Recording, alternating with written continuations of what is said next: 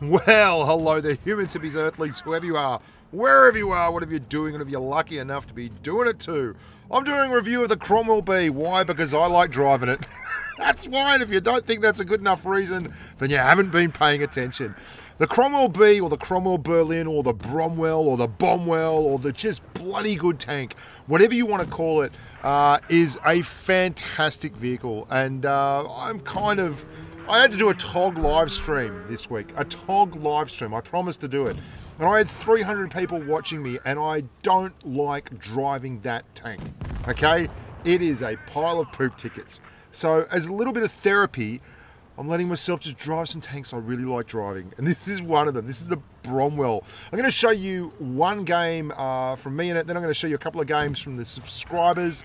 I had lots more games, but none of them were as good as the two that I have featured in the replay section. Now, if your replay wasn't featured, I really do apologize, guys. And I know some of you send me replays on Discord, in Telegram. Look, I lose track. And I've got to be honest, it's very, very, very hard to keep track.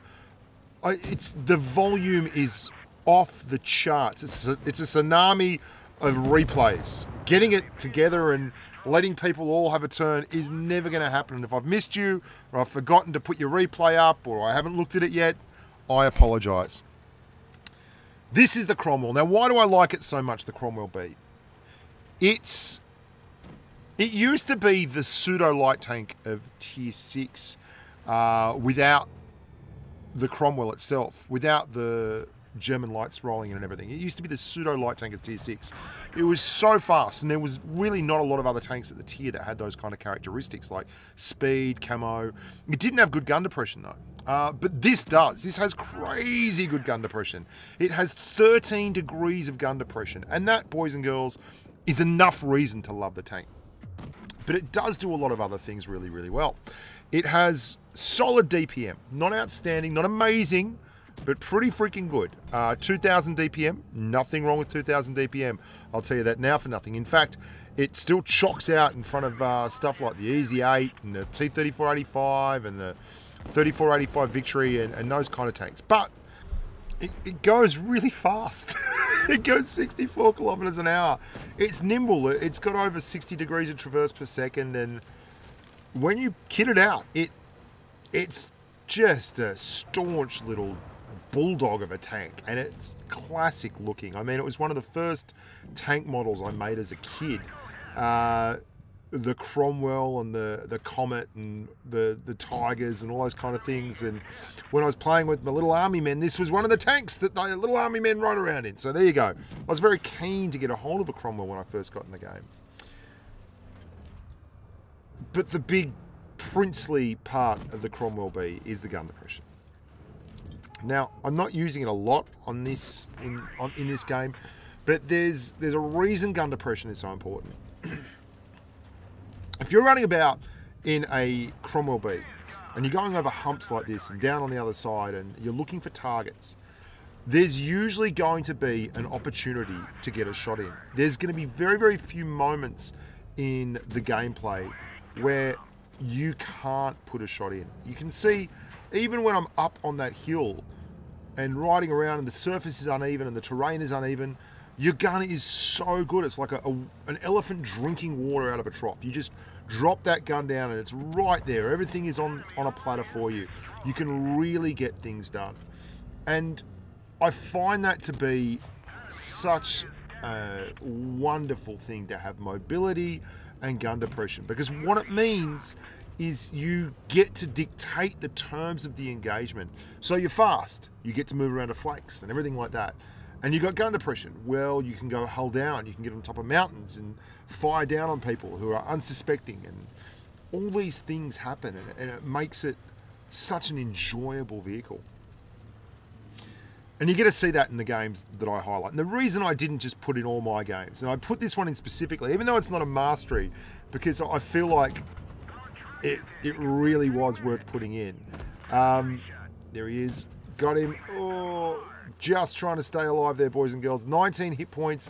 Bad trades, Bushka. Really bad trades.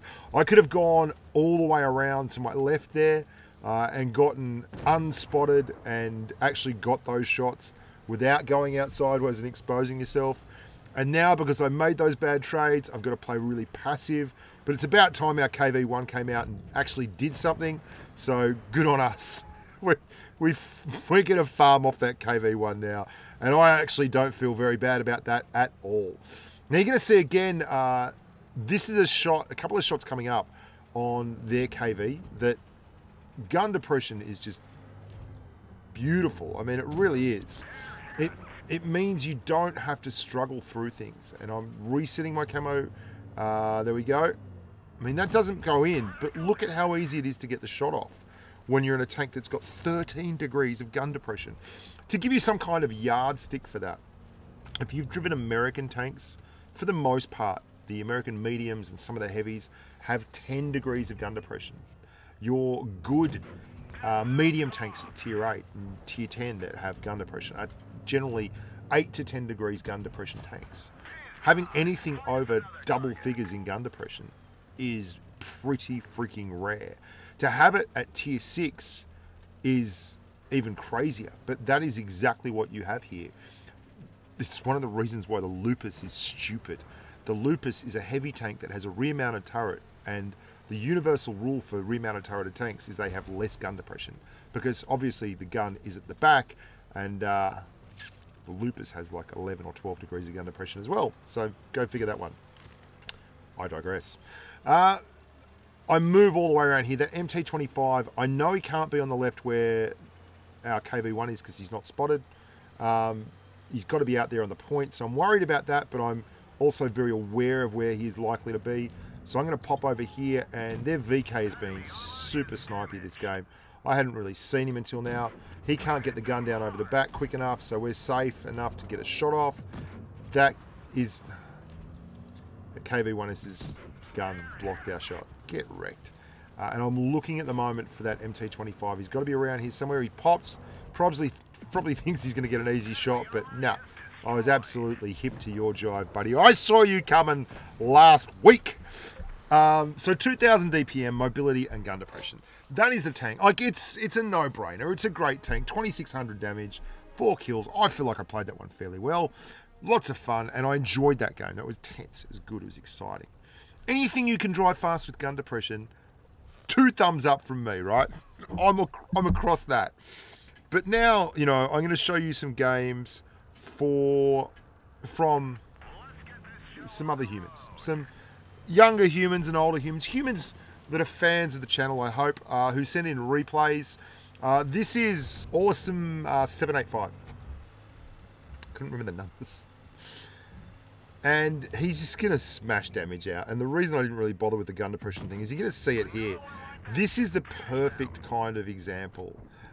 Look at how easy it is for him to get shots off from that very, very steep area there, constantly just feeding across the top, exposing very little of his tank. He's behind hard cover and soft cover. I mean, it doesn't have a lot of armor. It's a flat face, but you can still get bounces occasionally because the top of the turret is so hard to spot. Look at where he is, man. Like, gets a lucky bounce from the side from that SU-100Y. That was one of those, oh yes, thank you very much, RNGesus moments. That is now in B cap. So he knows he's safe as long as B cap doesn't stop capping, then happy days. He's safe for a little bit longer. And he's just rolling forward and taking another shot. This is brilliant stuff. This is absolutely Cromwell B, creme de la creme. This is where you want to be. Time to move. There's an SU-100Y at the top. There's a KV-2 looking at you. You've probably got to move a little bit. I mean, he's driven to that spot in the map, and there are so few tanks. Don't get me wrong. I'm not belittling this performance at all, but there are so few tanks who can really just get shots off with this kind of ease. Like look how steep this area is here. Look how the Cromwell B doesn't have to crest. It does not have to crest that hill. So it is capable of putting shots into that T-37 without actually fully exposing himself to do it. And that is why gun depression is just deluxe. If you like being a sneaky grub who can put shots out without taking shots back, if you like farming damage from the poor buggers who are running around in their Russian tanks and have the gun depression of a uprightly optimistic young human, then yeah, jumping on a tank, always good for a laugh. Yeah, I mean, this is exactly where you should be in a Cromwell B. I mean, look at you can never not get the shot off. It's just amazing. It also has this weird thing where if you turn the turret all the way around, it has the same gun depression over the back, and it actually can shoot through its own ass. I kid you not. Pull the Crommy B out and give it a shot. You won't regret it. He's gone ham now. Awesome 785 is deep in the middle of some bloodlust, and he has to pull that pin real quick because that's a KV2. KV2 also struggles for gun depression. I'm sure we feel terrible, all of us, that the KV2 struggles for gun depression. Like, I'll never feel sorry for a KV2. Not since they like to one-shot me when I'm running around in my VK2801. That's happened on stream too, which is very, very ugly. Peaking on a KV2 and a VK2801. And now he's just got to clean up. That's all there is to it. He has absolutely dominated the center of that map. He has put in so much damage. His thumb must be sore. I mean, honest to God, he has just absolutely shoved damage down their throats. And he deserves to finish this T-34 off with another big ram. He's run into him again. He's just rabid for it. Look at him. Boom, boom, boom. Let's go back to my room with gun depression all night, baby. We can do it all right. That T-67's like, I wanted that one, buddy. I wanted it. Well, you couldn't have it. 4,058 damage in a tier 6 match. That's a lot of damages. That's a lot of damages. That's what you call big shoulders. Well, not fairly big. He just did more damage. The rest of the team didn't even get a chance. Fennel culture here. This game gets a little bit salty towards the end. We're going to have a look at that. Try and steer kids away from saltiness. But this game was worth looking at. I thought this was a crackerjack game, in fact. This is the gun depression spot. Creme de la creme, just about, of the whole of Blitz. This is one of the most OP spots in the game. If you've got gun depression and you're allowed to farm damage up here and just work your magic, you can dominate the battlefield. If you've got decent view range, you can spot targets. If you can just slip that turret across the top and then pop the firing button, you'll be able to shoot without actually exposing too much of your tank. And I'll tell you what, with 13 degrees of gun depression, there is not much you can't do in this spot. I've had videos from the Centurion 7 Mark 1, the Chieftain Mark 6, the Cent 1. I mean, all these gun depression tanks, T110E5s, where I've just come up here and farmed out mastery badges like they're going out of fashion. It is absolutely the deluxe point of contact if you want to be firing in a gun depression tank. Problem is, of course, generally, the other side have these tanks that want to do the same thing. And you end up with these idiots that contest and actually, you know, keep you spotted up, and you make you take damage, which just sucks. And it can be very, very, you know, much the disappoint. So you've got to be very careful with this. You've got to be cagey. You've got to hope the circumstances allow you to get shots off, and you've got to not expose too much of the old low armor profile. And that's exactly what Fennel Culture is doing here. He's been deeply involved in this game. He's been spotting targets. He's been putting fire in. He's put his body on the line, taken a couple of hits, has cleared 2 tanks already, and deservedly so. Lots of damage into them. And it is a tier 7 game, let's not forget. So he is certainly at a disadvantage in terms of tech tree power. But he's got that 13 degrees of gun. Look at that SP1C. Probably thinks he's safe. How do you get shots like that time and time again? Well, you drive a tank that's got a whole lot of gun depression. SP1C, oh, he wanted it, but the Tiger one was up there. Good decision. Live to fight another day. Don't get too greedy. Tiger one pokes. Oh, bloody heavy tanks and their tracks and their armor and their stuff like that. Gets another one in, though.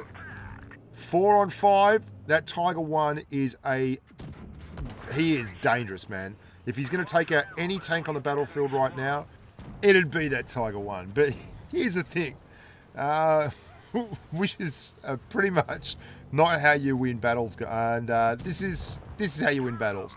You put your head down, you play smart, and you use what you got. And what he's got right now is a tank that's very little, very fast, and has 13 degrees of gun depression. So what's he got to do?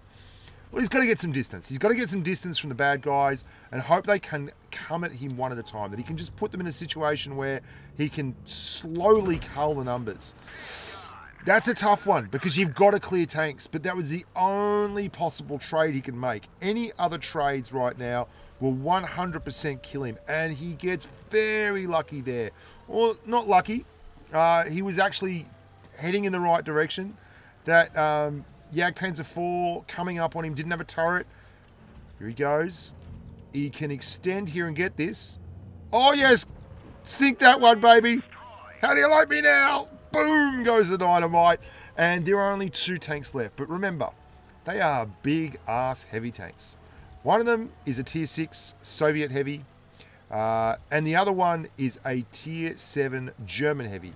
Now the German heavy is the one that you've got to worry about. He's got a lot of traverse. He's got a lot of mobility. He's got a lot of penetration. And he's got an awfully good gun for a tier 7 heavy tank. Well, for a heavy tank, full stop. But there he is. What he doesn't have is medium tank camo.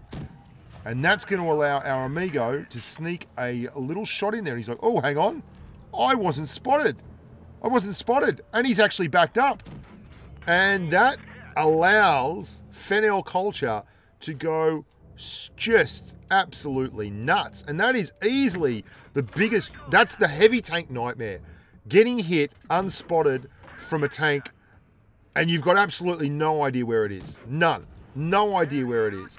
El Tigre del Norte is going back to the garage and he's going to be filthy. And I don't really blame him. Oh, there's a T-150. Get him, Crom, says Kyle Murray in the KV-1S.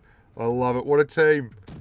Oh, is he spotted yet? He's still not spotted. That guy must not have optics. Oh, my God. He's a one-shot. Do it, baby. Do it to me one more time. Once is never enough with a man like you. Boom. Absolutely brilliant. Great stuff, team. Yeah, really enjoyable game that. And look at that bleeding. I mean, he's got every medal in there apart from the Purple Heart. That is absolutely nuts. Nearly 4,000 damage, 7 kills. A big Kolobanov at the end, like 4 tank Kolobanov. They lined up for him nicely, but he used his nous, and I loved that moment where he realised, Fennel Culture realised that, bang, unspotted. Oh, I'm going to go hog here. And didn't he ever. Thanks very much for watching, guys. Hope you enjoyed that one. A little bit of a cathartic release after I was forced to do a TOG stream. Big shoulders carry, couple of them. Look after yourselves, and as they say on the battlefield, stay safe. Is that how it goes? Something like that. Till next time, bye for now.